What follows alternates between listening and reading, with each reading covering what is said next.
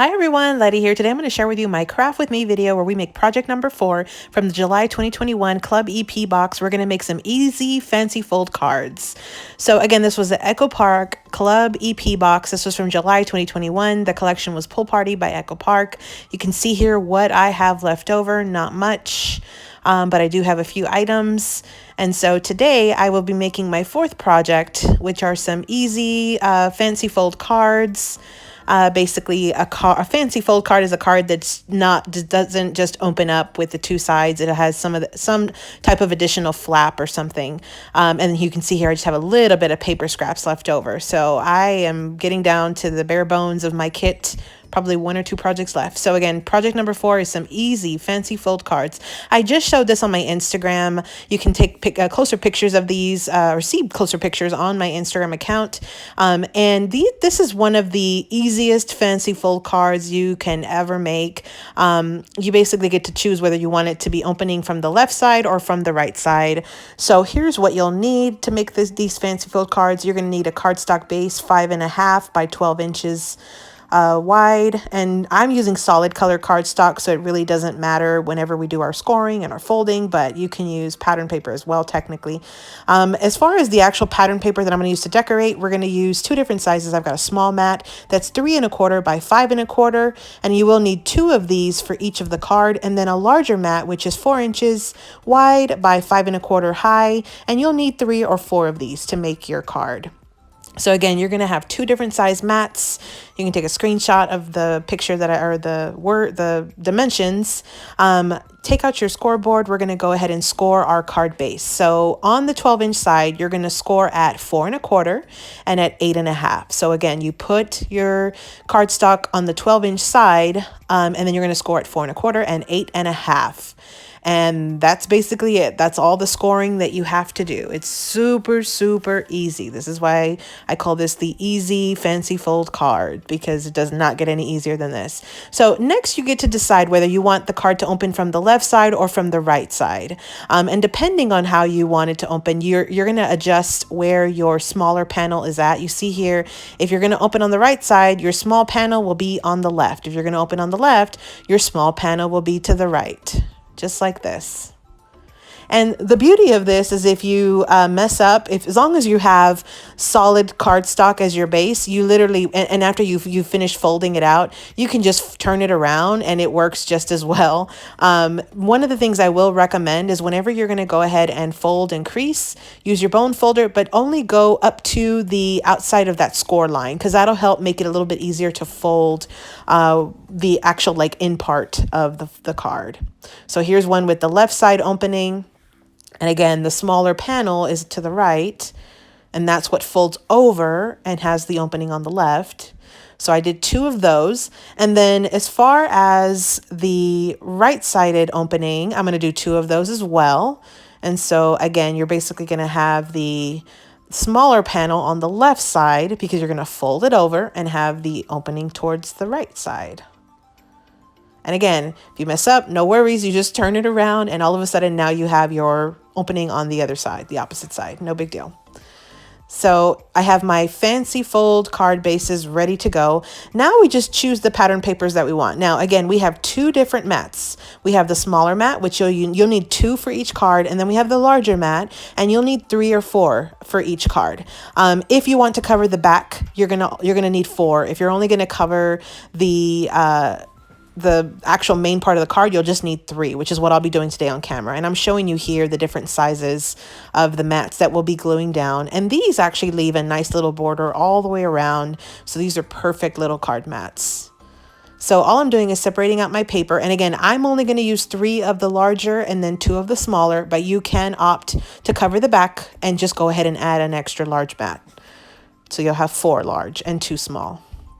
So we're going to do one a little bit slower on camera, and then I'm going to speed up and finish off the rest also on camera.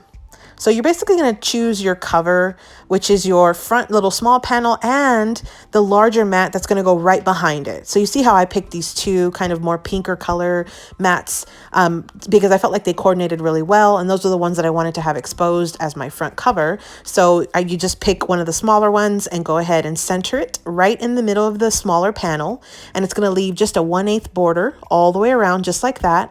And then what you do is you just go ahead and glue the larger mat right behind it into the larger panel, again leaving a 1/8 border all the way around. The nice thing is as long as you're centering your paper on each of the panels, everything is going to align perfectly because it'll leave that 1/8 border all the way around regardless of what panel you're working on. Another neat trick is if you're using double-sided paper, you basically have two options as far as your paper pattern. So if you don't like one side, you just flip it over and use the other. So now our fancy fold cards are ready for decorating. You can opt to add a little piece of white paper or light paper to the inside of the panel. You can also put an additional large mat on the back. So that's what I was showing you here. So basically the next step will be to decorate. But before I do so, I'm just going to quickly glue my remaining cards together. This is a very fun project to mass produce. It's super easy. All you have to do is cut down your paper into 2 different size card mats, and then as far as your card base, it's very easy as well. Like you saw, you basically just cut your paper down to the size and then you go ahead and do your score lines. It does not get any easier than this. There's nothing fancy about this other than it does have an actual fold, so it's very quick and easy to make, and you can easily mass produce these. These are actually what I call like a pad killer, because you can smash a pad very quickly because you use so many different card mats on this one card. If you think about it, if you do maximize and use all you use 4 large card mats and then the 2 smaller ones, it's almost like if you were making like 5.5 or 6 cards and you've turned it into just one big one. So it really uses up those supplies. This is a great project to smash a big pad, to smash a small pad, whatever. You've got so many options here, and you can decorate as much or as little as you want. The neat thing about this is you can kind of turn it into like a little photo album as well, just by adding some photos and things. Super fun. So I've got all my 4 card bases ready to go. The next step is I will be decorating, but I'm just quickly showing you what each of the, cards ended up looking like. Each one looks just slightly different. And again, I did leave the backs blank. You can add an extra paper, but you can also leave them blank. You can add your stamped logo or, whatever you want to do on the back. And then we'll just go ahead and decorate with the items that came in the kit. So I've gone ahead and taken them out. This is a great project to use up those cut aparts that come with the kit, especially some of the smaller ones or even the 4x4s. What's neat too is that you can actually have your cut aparts kind of overlapping on the front. As long as you don't go all the way outside of the card, like the actual card base, you're okay. But you can overlap it just a little bit, just like what you see here. Just be very careful when you're going to glue it that you don't glue behind the piece that's open. So just make sure you don't add any glue to the part that's going to hang over the flap, but you absolutely can let it run over the flap. So it's kind of neat because you've got a bunch of different options here. As far as when you're decorating, you've just got a ton of, you can even use stamped images. You can pretty much use whatever you want. And then just be mindful of that exposed area behind the flap, because you see how if I put something too high, it actually will show through. You do want that panel to kind of show through to the front, which is why you picked a coordinating paper from your large mats to go right behind it, because you want that little side strip to show. So you want to keep your decorations more to the side on that first panel, just like that. You see how I'm covering it up. I'm adding a decoration, but I'm not actually putting anything to the left side, which is what's going to be exposed behind my panel. And then you can use ephemera pieces just like I'm using here. You can use stickers.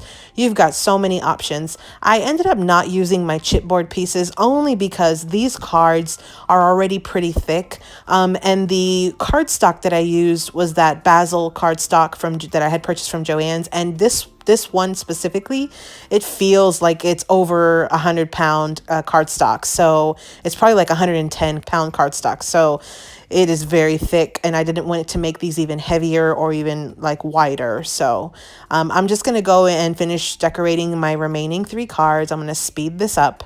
It wouldn't be a craft with me video if I don't have at least one segment of the video where I'm speeding things up and just quickly crafting.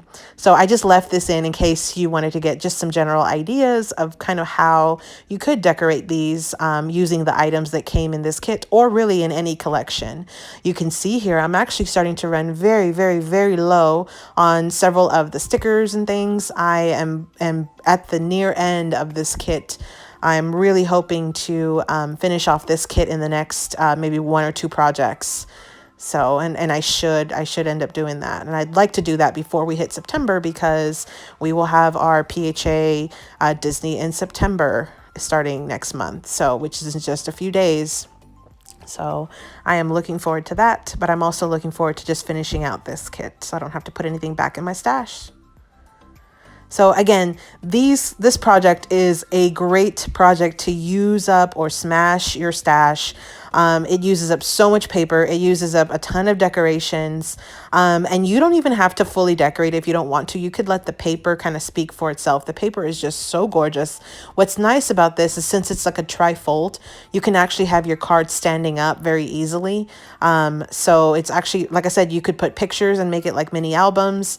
You've got so many, kind of versatility that you could do with this one card, this easy fancy fold card. So I'm just adding my decorations. We're almost done here. This project's come super quick. This is a very quick and easy project.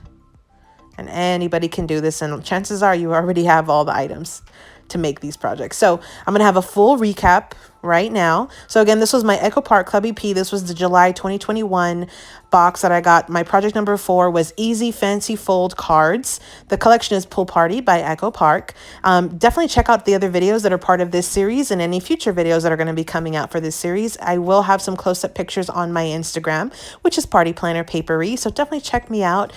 Follow me, subscribe to this channel. You can kind of get an idea of what to do with these kits, and definitely check out my May series if you haven't already done so. So thanks so much for visiting, everyone. Hope you subscribe, like this video, follow me on Instagram, and as always, happy crafting.